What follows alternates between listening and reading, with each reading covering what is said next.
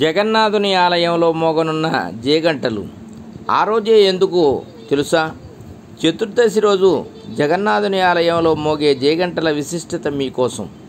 ప్రపంచంలోనే ప్రసిద్ధి చెందిన అతి ప్రాచీన ధామాలలో పూరీ జగన్నాథుని ధామం ఒకటి. ఆషాఢమాసం మొదలవగానే పూరీ జగన్నాథుని రథయాత్ర ప్రారంభం అవుతుంది. అయితే దానికి ముందుగా స్వామివారి సన్నిధిలో కొన్ని ప్రత్యేక కార్యక్రమాలు జరుగుతాయి.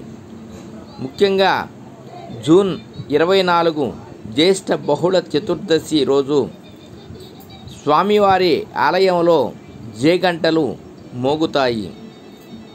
ఇవి మామూలుగా మోగే గంటలు కావు. దీని వెనుక ఉన్న అంతరార్థం ఏమిటో ఈ కథనంలో తెలుసుకుందాం.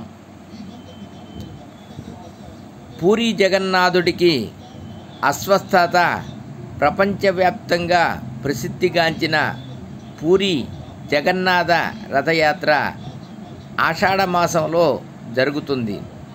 అయితే రథయాత్రకు 15 రోజుల ముందు అంటే జ్యేష్ఠ శుద్ధ పౌర్ణమి రోజు స్వామివారికి వివిధ తీర్థయాత్రల నుంచి 108 బంగారు పాత్రలతో తెచ్చిన పవిత్ర జలాలతో స్నానం చేయించే కార్యక్రమం అంగరంగ వైభవంగా జరిగింది.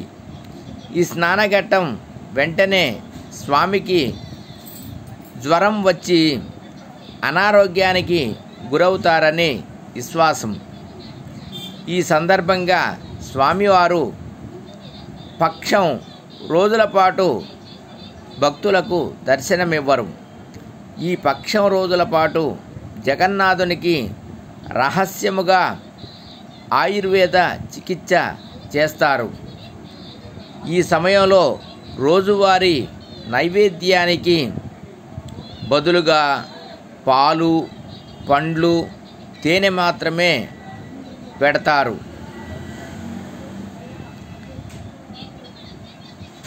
మోగని మంగళ వాయిద్యాలు. స్వామివారు అస్వస్థతకు గురైన 15 రోజుల పాటు శ్రీక్షేత్రంలో మంగళ వాయిద్యాలు మోగవు. తిరిగి జ్యేష్ఠ బహుళ చతుర్దశి నాడు ఆలయంలో జేగంటలు మోగుతాయి. ఇక ఆ రోజు నుంచి స్వామి కోలుకున్నట్లు రాజా గజపతి దివ్యసింగ్ దేవుకి సమాచారం ఇస్తారు. ఆ తరువాత ఆలయంలో వేడుకలు మొదలవుతాయి. ఒక రకంగా జగన్నాథుని రథయాత్రకు నాంది కార్యక్రమంగా జరిగే ఈ జేగంటల వేడుక రథయాత్రలో ప్రధానమైనది. జేగంటల కార్యక్రమం తర్వాత ఇక జగన్నాథుని రథయాత్ర వేడుకలను ఏర్పాటు శరవేగంగా జరుగుతుంది. అయితే జగన్నాథుని ఆలయంలో జరిగే ఈ జేగంటల కార్యక్రమంలో పాల్గొనడం సర్వశుభప్రదమని విశ్వాసం. ఈ నెల 24వ తేదీ మంగళవారం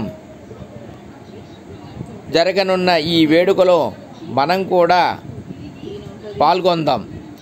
జగన్నాథుని ఆశీస్సులతో సకల శుభాలు పొందుదాం. ఓం శ్రీ జగన్నాథ స్వామినే నమః. సర్వే జనా సుఖినో భవంతు. ఓం నమః శివాయ. ఓం నమః శివాయ.